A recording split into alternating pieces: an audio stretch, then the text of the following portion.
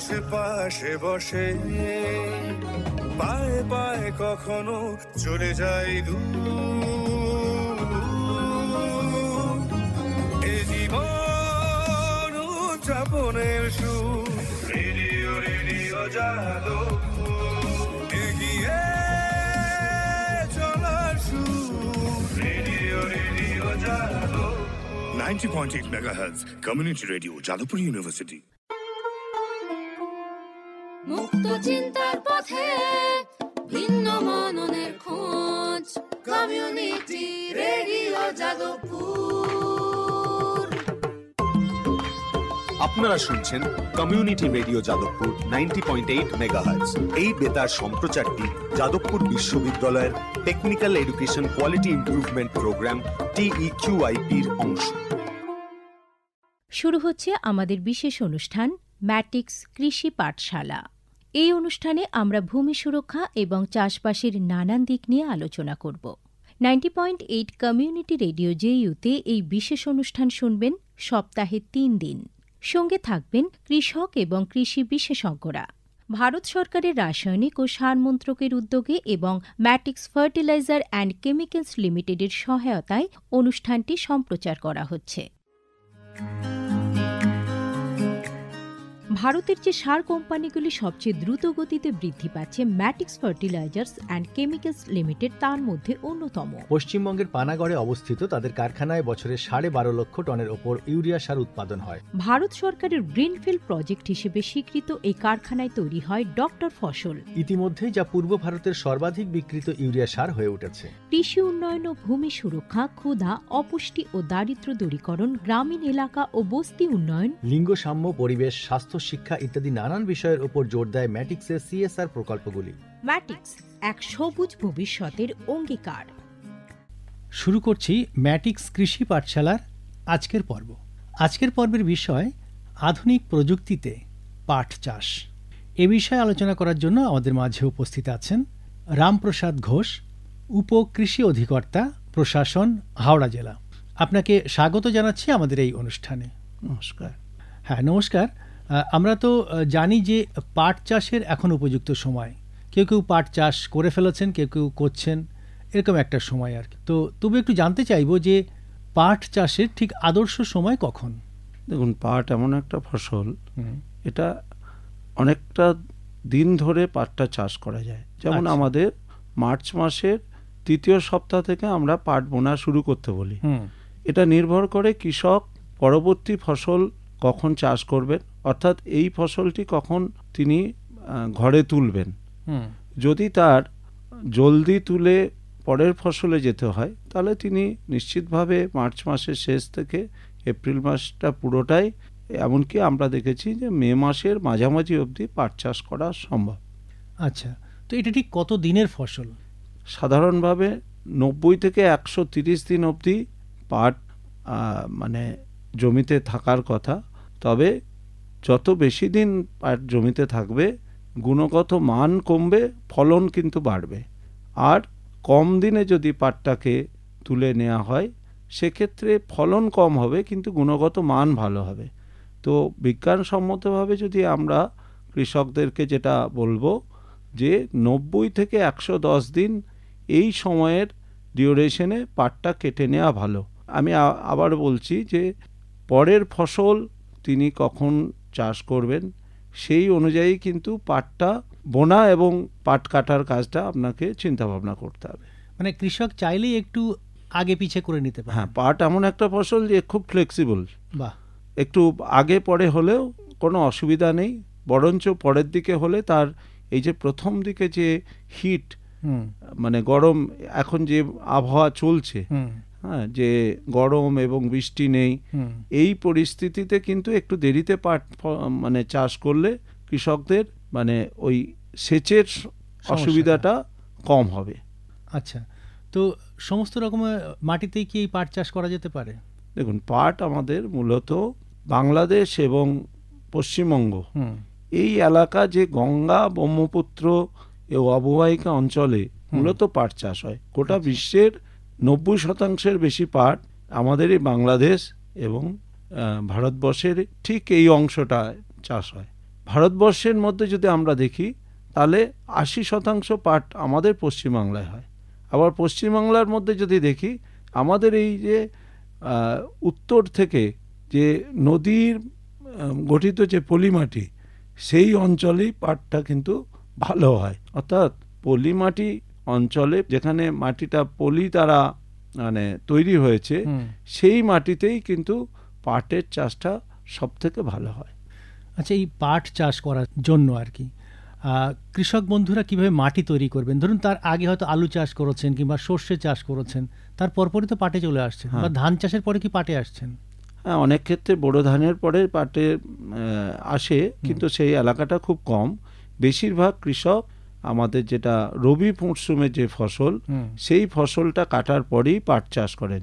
যেমন আলু চাষের পরে বা গম চাষের পরে, সর্ষে চাষের পরে, অনেক ক্ষেত্রে ভুট্টা চাষের পরে, সেই ফসলগুলো তুলে নেওয়ার পরে যে জমিটা যখন ফাঁকা হলো, তখন তারা সেই জমিতে পাট বোনেন। ওই জমিটা তৈরি করা আলুর ক্ষেত্রে যেমন খুব বেশি তৈরি করতে হয় না, অন্য ফসলের ক্ষেত্রে জমিটা একটু ভালো করে চাষ দিয়ে মই দিয়ে লেবেল করে নিতে হয়। কারণ পাটের দানা খুব ছোট, পাটের দানা ছোট হওয়ার কারণে এটা যদি খুব মাটিটা মিহি বা ভালোভাবে তৈরি না হয়, তাহলে যে পাটের বীজটা বেশি গভীরে পড়ে যাবে সেটা কিন্তু অঙ্কুরোদ্গম করে গাছ হয়ে উঠতে পারবে না। তো সেই জন্যে পাটের জমির মাটিটা খুব ঝুরঝুরে করতে হয়।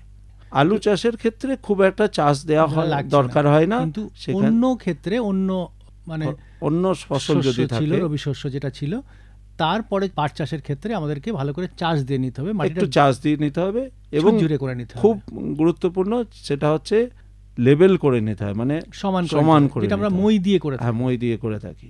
আচ্ছা, এই ক্ষেত্রে আপনি যেটা বলছিলেন যে বীজ কত ডিপে যাবে বা কত উপরে থাকবে, তো এই যে বীজ ছড়ানোর নিয়ম যদি একটু বলেন, কিভাবে বীজটাকে? সাধারণভাবে কৃষক বন্ধুরা বীজ ছড়িয়েই বোনেন, ছিটিয়ে।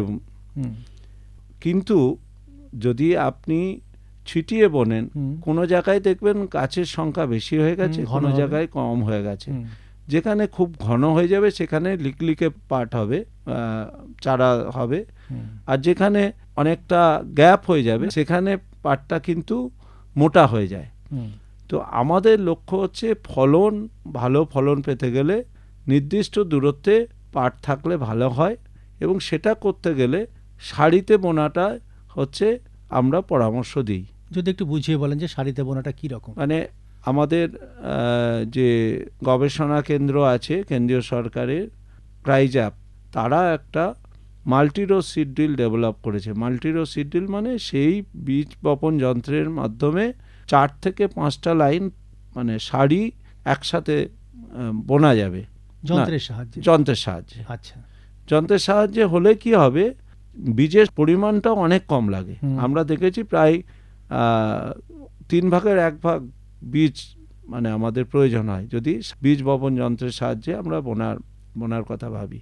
দ্বিতীয় হচ্ছে যে নির্দিষ্ট দূরত্বে চারা পড়ার জন্যে এর আপনার লাইনে হবে, এবং লাইনে হলে আমার নির্দিষ্ট সংখ্যক চারা আমরা রাখতে পারবো। এছাড়াও আমাদের পরিচর্যা, নিরায়ন বা অন্য কাজের ক্ষেত্রে ওই লাইনের মধ্যে দিয়ে আমরা অনেক সহজে করতে পারবো। স্বাভাবিক কারণে যদি লাইনে বোনা হয় তাহলে চাষের খরচটাও কমবে। আমরা যেটা প্রথমেই বলছিলাম যে কৃষককে আরও বেশি যাতে চাষ করে লাভজনক হতে পারেন, সেই চেষ্টা করতে গেলে আমাদের কিন্তু উন্নত প্রযুক্তি ব্যবহার করতে হবে, যেখানে আমার ফলনটা যেন আমরা বাড়াতে পারি, সাথে সাথে আমাদের গুণগত মানও বাড়াতে হবে, আর আমার উৎপাদন ব্যয় মানে উৎপাদন খরচটা কমাতে হবে। তবেই তো আমার লাভটা বেশি হবে, কৃষক চাষে আরও আগ্রহী হবেন। একদমই। তো এই যে বলছিলেন যে বীজ বপন করার কথা, তো কোন কোন ধরনের বীজ আমরা এখানে বপন করে থাকি আর কি পশ্চিমবঙ্গে? বেশিরভাগ আমাদের মিঠা পাটের চাষ হয়, প্রায় 95% ওপরে আমাদের মিঠা পাটের চাষ। আমাদের 2 রকম পাট আছে, একটা মিঠা পাট, একটা তিতা পাট। এই যে মিঠা তিতা বলছেন, এটা কি খেয়েই বোঝা যাবে তিতো? হ্যাঁ, এর পাতা হচ্ছে মিষ্টি মিঠা পাটের ক্ষেত্রে, আর এছাড়াও আরও কিছু বৈশিষ্ট্য আছে, যেমন বীজটা মিঠা পাটের ক্ষেত্রে লম্বা হয় আর তিতা পাটের ক্ষেত্রে ওই ক্যাপসুল মতো হয়। এই মিঠা পাটের ক্ষেত্রে ব্যারাকপুরের যে ক্রাইজাপ তারা বেশ কিছু নতুন ভ্যারাইটি, ভালো ভালো ভ্যারাইটি বের করেছে। এমনি কৃষকদের কাছে সব থেকে যেটা পরিচিত জাত সেটা হচ্ছে নবীন JRO 524। তো এই নবীন জাতটি অনেক পুরনো, 1977 সালে এই জাতটি উদ্ভাবিত হয়েছে। এখন এই জাতের থেকেও বেশ কিছু ভালো জাত আমরা বাজারে দেখতে পাই বা বিজ্ঞানীরা উদ্ভাবন করেছেন, এবং সেগুলো যারা বীজ উৎপাদনকারী সংস্থা তারা প্রোডাকশন করে বাজারজাত করছেন। এর মধ্যে আমি কয়েকটি জাতের কথা বিশেষভাবে বলবো। JRO 204 যেটা সুরেন নামে পরিচিত, এটা খুব ভালো জাত। যে নতুন জাতগুলো সবই কিন্তু 524 থেকে উৎপাদনশীলতার দিক থেকেও কিছুটা এগিয়ে, এবং সব থেকে বড় কথা হচ্ছে আঁশের গুণগত মানের দিক থেকে এরা এগিয়ে। এই 204 ছাড়াও CO 58 একটি জাত আছে, সেই জাতটিও খুব ভালো। আমরা এছাড়াও JRO BA3 বলে একটি জাত রিসেন্টলি উদ্ভাবিত হয়েছে, সেটা আগামী 1-2 বছরের মধ্যে বাজারে আসবে। প্রাইভেট কিছু কোম্পানি যেমন নুজিভেদু দুটি জাত আছে, রাজা এবং রানী, এই জাতগুলো কিন্তু কৃষক ব্যবহার করতে পারেন, চাষ করতে পারেন। এই প্রত্যেকটা জাতই কিন্তু উচ্চ ফলনশীল এবং এদের আঁশের গুণগত মানও ভালো। আরেকটা বিশেষ করে কথা বলবো, এই বেশিরভাগ জাতই কিন্তু জলদি লাগানো যায়, অর্থাৎ অনেক কৃষক আমাদের পাট তুলে মানে ধান চাষ করেন, তারপরে আলু চাষ করতে যান।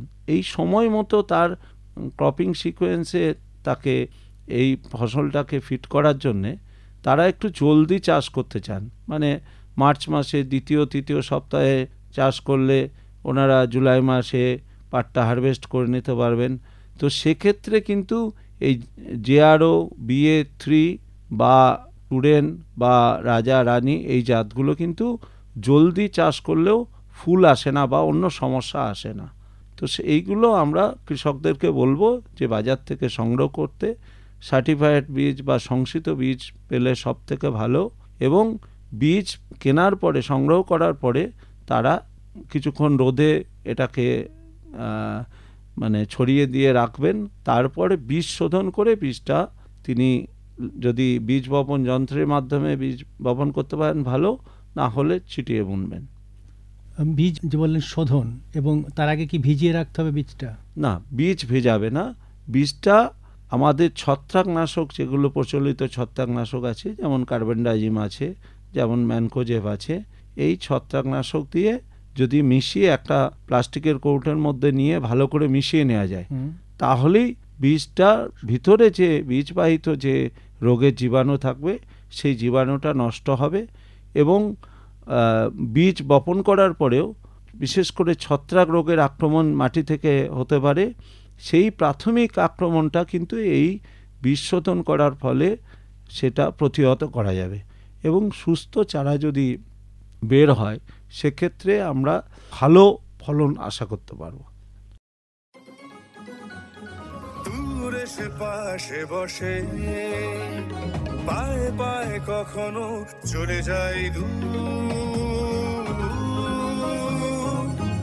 এ জীবন উদযাপনের সুর, রেডিও রেডিও যাদবপুর, এগিয়ে চলার সুর, রেডিও রেডিও যাদবপুর।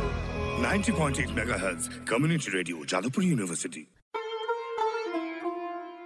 মুক্ত চিন্তার পথে ভিন্ন মননের খোঁজ, কমিউনিটি রেডিও যাদবপুর। আপনারা শুনছেন কমিউনিটি রেডিও যাদবপুর 90.8 মেগাহার্টজ। এই বেতার সম্প্রচারটি যাদবপুর বিশ্ববিদ্যালয়ের technical education quality improvement programme TEQIP-র অংশ।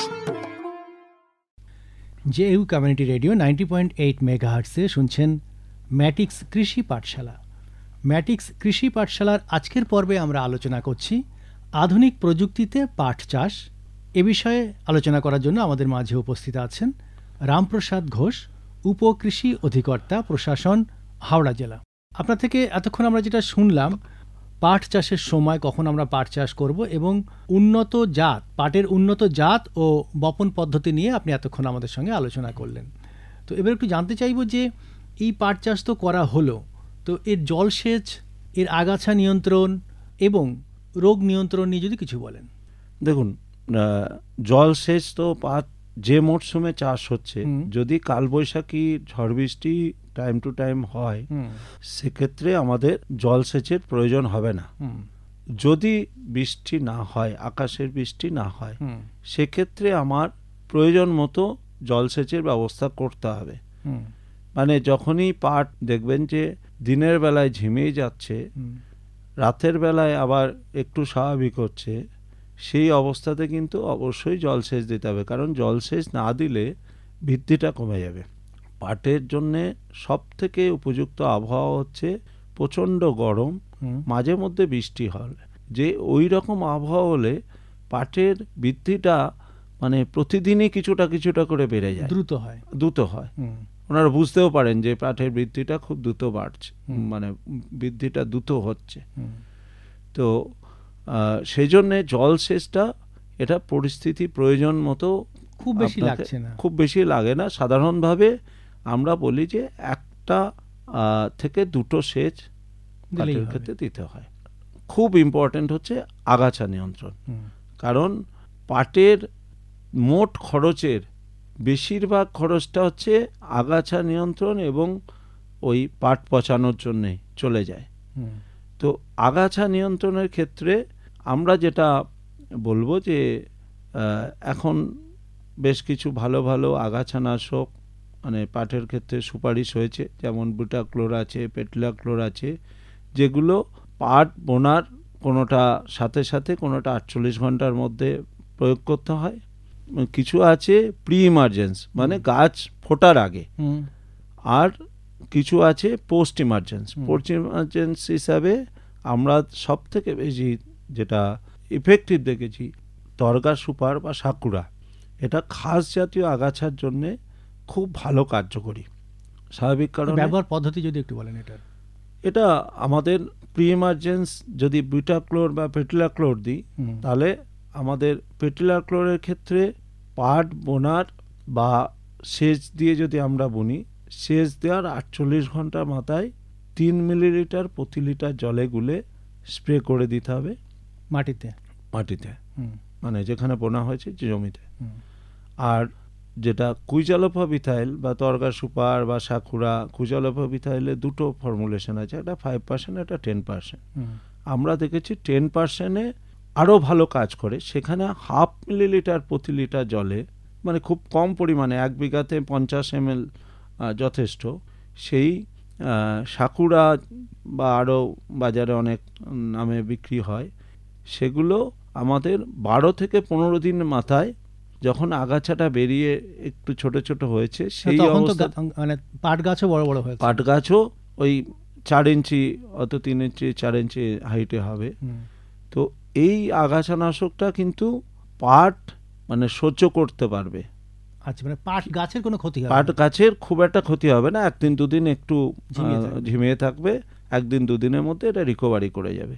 কিন্তু ঘাস জাতীয় আগাছা, বিশেষ করে আমাদের যে শ্যামা দুর্বা যে আগাছাগুলো বেশি হয়, সেই আগাছাগুলো এই কুইজালোফাবিথাইলে কিন্তু খুব ভালোভাবে নিয়ন্ত্রণ হবে। একমাত্র মুথাটা নিয়ন্ত্রিত হবে না। এবার যদি তার মানে বড় পাতার আগাছা বা মুথা যদি থাকে, পরবর্তীকালে একটা হাত নিড়ানি দিলে খুব কম সময়ের মধ্যে এটাকে রিকভারি করা যাবে, মানে তুলে নেওয়া যাবে। আর এছাড়া আমাদের ক্রাইজাপ একটি নতুন প্রযুক্তি বের করেছে, সেটার নাম দিয়েছে ক্রাইজাপ নেল উইডার। এই ক্রাইজাপ নেল উইডার একবারে প্রথম অবস্থাতে, মানে যখন আগাছা ফুটতে শুরু করছে 2 পাতা 4 পাতা, পাট গাছও 2 পাতা 4 পাতা, সেই অবস্থাতে যদি এটাকে ব্যবহার করা যায়, তাহলে আগাছা নিয়ন্ত্রণের সাথে সাথে ওই মাটির রসটাকেও ধরে রাখা সম্ভব হবে। আচ্ছা, যেটা আমাদের পাটের ক্ষেত্রে আমি আগেই বললাম যে প্রথম দিকে খরার সম্মুখীন হতে হয়। হুম, যদি জল সংরক্ষণটা ভালো করা যায় তাহলে কিন্তু এই গাছের বৃদ্ধিটা অনেক বেশি হবে। তো আমরা দেখেছি যে ক্রাইজাম নেল উইডার কিন্তু খুব ইফেক্টিভ, আমাদের সমস্ত ধরনের আগাছা তুলে দেবে। দ্বিতীয় গাছের যেটা কোনো ক্ষতি হবে না। গাছের খুব একটা মানে আমাদের আমরা যেটা বলি কৃষককে, যদি লাইনে বোনা হয় হুম, তাহলে যখনই জো আসবে জমির মানে মাটির প্রকৃতি অনুযায়ী, মানে যদি বেলে মাটি হয় 4 থেকে 5 দিনে জো আসে, হুম, যদি এঁটেল মাটি হয় 7-8 দিন সময় লাগে জো আসতে। হুম, যখনই জো আসবে তারা যেন ওই লাইনে বোনা থাকলে দুটো লাইনের মাঝখানে নেল উইডার চালাবেন। হুম, আর যদি তিনি ছিটিয়ে বোনেন, হুম, ছিটিয়ে বুনলে সাধারণত 900 গ্রাম থেকে 1 কেজি বীজ কৃষকরা দেন, হুম। এবং তাতে যে পরিমাণ চারা 1 কেজি বীজ কি বিঘাপতি? বিঘাপতি হুম, যে পরিমাণ চারা গজায় সেটা কিন্তু অনেকটাই তুলে ফেলার কথা। আচ্ছা। কারণ যদি 1 বর্গমিটার মানে 2 হাত বাই 2 হাত আনুমানিক জায়গায় হুম, যদি 40 থেকে 50টা চারা থাকে তাহলে আমরা খুব ভালো ফলন পাবো এবং গুণগত মানটাও ভালো হবে, মানে পাটের প্রত্যেকটা সাইজ একই রকম হবে। এবার যদি কোনো কৃষক বীজ লাইনে বুনতে পারেননি, তিনি ছিটিয়ে বুনেছেন, হুম, ছিটিয়ে বুনলে তাহলে তিনি এই নেল উইডার ব্যবহার করবেন। নেল উইডার ব্যবহার করে উল্টো দিক থেকে যখন নেল উইডারটা চালাবেন হুম, তখন 4 আঙুল মতো জায়গা ছেড়ে দেবেন। ওই যে 4 আঙুল জায়গা ছেড়ে দেওয়া হচ্ছে ওর মধ্যে যেটুকু পাটের চারা থাকবে সেই পাটের চারাই কিন্তু আমাদের এই যে প্রতি বর্গমিটারে 40 থেকে 50টা পাটের চারা আমাদের অপটিমাম বলছিলাম, হুম, সেটা থেকে যাবে। আচ্ছা। তো যদি ছিটিয়ে বোনা জমিতে নেল উইডার চালানো হয় তাহলে কি কি সুবিধা হবে? 1 নম্বর হচ্ছে যে আগাছা নিয়ন্ত্রণ হবে, অতিরিক্ত চারা উঠে যাবে, অটোমেটিক লাইন হয়ে যাবে, হুম, এবং যেটা সবথেকে ইম্পর্টেন্ট, মাটির রসটা ধরা থাকবে। মানে আমরা যখনই জো আসবে তখন যদি মাটির ওপরের অংশটা ভেঙে দিতে পারি তাহলে ক্যাপিলারি দিয়ে যে জলটা বাষ্প হয়ে উঠে যাচ্ছিল সেইটা বন্ধ হয়ে যাবে। আচ্ছা, এই ক্ষেত্রে রোগ পোকার আক্রমণ কেমন? আচ্ছা, পাটের ক্ষেত্রে আমাদের সাধারণত প্রথম দিকে কিছু লেদা পোকার আক্রমণ হয়, যেটা আমাদের ইন্ডিগো ক্যাটারপিলার বা ছোট ছোট গাছ আমরা দেখেছি যে দিনের বেলায় সুন্দর গাছ আছে, রাতের বেলায় কিসে খেয়ে চলে যায়, পরের দিন সকালে কৃষক দেখে যে মাথাগুলো কাটা। হুম, তো এক্ষেত্রে আমার কৃষকদের পরামর্শ, এই ধরনের যদি সমস্যা হয় তাহলে স্প্রেটা একটু চেষ্টা করবেন বিকালের দিকে স্প্রে করা, কীটনাশকটা, এবং সেখানে ক্লোরোপাইরিফস গ্রুপের ওষুধ দিলে ভালো হয়। এরপরে আছে আমাদের সেমিলুপার, মানে একটা পোকা আছে লেদা পোকা, সেটা মাঝখানটা একটু লুপের মতো হয়ে যায়, সেই জন্য সেমিলুপার। তো এটার ক্ষেত্রেও আমাদের কন্টাক্ট মানে স্পর্শজনিত বা উদরপীড়াজনিত যেগুলো কমন আমাদের ইনসেকটিসাইড আছে সেগুলো দিলে কাজ পাওয়া যাবে। কুইনালোফস কাজ করবে, কার্বোসালফান কাজ করবে। এরপরে আছে মাকড়। এই বিশেষ করে এখনকার মতো ড্রাই স্পেল হলে মাকড়ের আক্রমণ হয়, হলুদ মাকড় এবং লাল মাকড়। মাকড়ের ক্ষেত্রে যদি বৃষ্টি হয়ে যায় মাকড় অটোমেটিক কিছুটা কমে যায়, তা না হলে কিছু মাকড়নাশক আছে, মানে ফেনাজোকুইন, ওমাইট ইত্যাদি কিছু মাকড়নাশক আছে, সেইগুলো প্রয়োগ করলে মাকড়টা নিয়ন্ত্রণ করা যাবে। এছাড়া আমাদের একটা কৃমি হয়, অনেক সময় শিকড় ফোলা রোগ হয়, এটাকে বলা হয় শিকড় ফোলা, এটা কিন্তু মানে কৃমি থেকে। তো সেই শিকড় ফোলা রোগের ক্ষেত্রে আমরা দেখেছি যে ওই গ্র্যানুলার যে ইনসেকটিসাইড কার্বোফিউরান 3G এগুলোই বেশি ইফেক্টিভ হয়, বা যদি এই প্রকোপ বেশি হয় সেখানে কিন্তু 2-3 বছর অন্য ফসলের দিকে আমাদের গেলে ভালো হয়। রোগের ক্ষেত্রে আমরা সাধারণভাবে আমাদের 2-3টে রোগ আমরা কমন দেখতে পাই। একটা হচ্ছে কাণ্ড এবং গোড়া পচা রোগ, ছত্রাকজনিত রোগ। একটি হচ্ছে হুগলি উইল্ড বা ঢলে পড়া রোগ, এটা ব্যাকটেরিয়াজনিত রোগ। আর হচ্ছে আমাদের অনেক সময় ভাইরাস কুটে লাগা বলে কৃষকরা, সেই পাতাটা হলুদ হয়ে যায়। এই 3টে রোগ আমরা মূলত দেখতে পাই। একটা হচ্ছে ব্যাকটেরিয়াজনিত যেটা ঢলে পড়া, যেটা হুগলি উইল্ট নামে পরিচিত। দ্বিতীয় হচ্ছে একটা ছত্রাক রোগ, যেটা হচ্ছে কাণ্ড বা গোড়া পচা রোগ। আর একটা হচ্ছে ভাইরাসজনিত রোগ, যেটা কুটে লাগা। তো ছত্রাক রোগের জন্য আমরা কার্বেন্ডাইজিম বা কপার অক্সিক্লোরাইড এই ছত্রাকনাশক ব্যবহার করতে পারি। আমরা যদি ব্যাকটেরিয়াজনিত রোগ হয়, সেখানে আমরা বলবো যে আপনি জৈব সারের পরিমাণটা বাড়ান, অটোমেটিক কিন্তু ব্যাকটেরিয়া রোগের প্রকোপটা কমতে থাকবে, এবং ফসল চক্রের একটু পরিবর্তন করলে ভালো হয়। আর যদি কুটে ভাইরাস যদি রোগ লাগে, সেক্ষেত্রে আমরা বলবো যে ভাইরাস রোগটা ছড়ানোর আগে সেই আক্রান্ত গাছটাকে তুলে নষ্ট করে ফেলুন। বেশ, এই যে জৈব সারের কথা বলছিলেন আপনি, সার কেমন প্রয়োগ করতে হয়? আলুর জমিতে বা পেঁয়াজের জমিতে যদি কোনো কৃষক চাষ করেন, সাধারণভাবে কোনো সারই মূল সার হিসাবে দেওয়া হয় না, দিতে হয়ও না। কারণ আগের ফসলের যে উদ্বৃত্ত সার সেইটা থেকেই কিন্তু পাট চাষ হয়ে যাবে। শুধু আমাদের চাপান সার হিসাবে ইউরিয়াটা আমাদের প্রয়োজন হয়। এমনি সাধারণভাবে আমাদের হেক্টর প্রতি 40-20-20, মানে আমাদের যেটা ডোজ বলা হয়, যে 40 KG nitrogen, 20 KG phosphate, 20 KG potash, এর মধ্যে মূল সার হিসাবে আমরা ফসফেট পটাশ দিতে বলি, এবং ইউরিয়াটা আমরা প্রথম এবং দ্বিতীয় চাপানে দুটো ভাগে ভাগ করে দিতে বলি। তো সাথে অবশ্যই জৈব সার দিতেই হবে, কারণ জৈব সার রাসায়নিক সারের পরিপূরক। এই রাসায়নিক সারগুলোকে আরও বেশি গাছের গ্রহণযোগ্য আকারে নিয়ে যাওয়ার জন্যে আমাদের জমিতে জৈব পদার্থ থাকা দরকার, বা জৈব সার বেশি করে দেওয়া দরকার। এটা করলেই কিন্তু ভালো ফলন আর পাওয়া যাবে।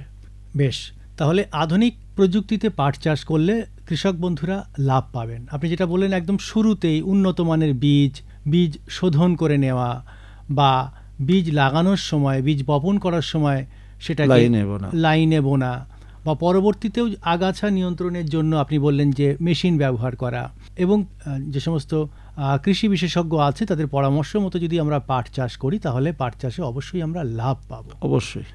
তো আজকে আমরা ম্যাটিক্স কৃষি পাঠশালা এখানেই শেষ করব। আমাদের আজকের বিষয় ছিল আধুনিক প্রযুক্তিতে পাট চাষ। এ বিষয়ে আমাদের সঙ্গে এতক্ষণ আলোচনা করলেন রামপ্রসাদ ঘোষ, উপকৃষি অধিকর্তা, প্রশাসন, হাওড়া জেলা। আপনাকে অনেক অনেক ধন্যবাদ। ধন্যবাদ।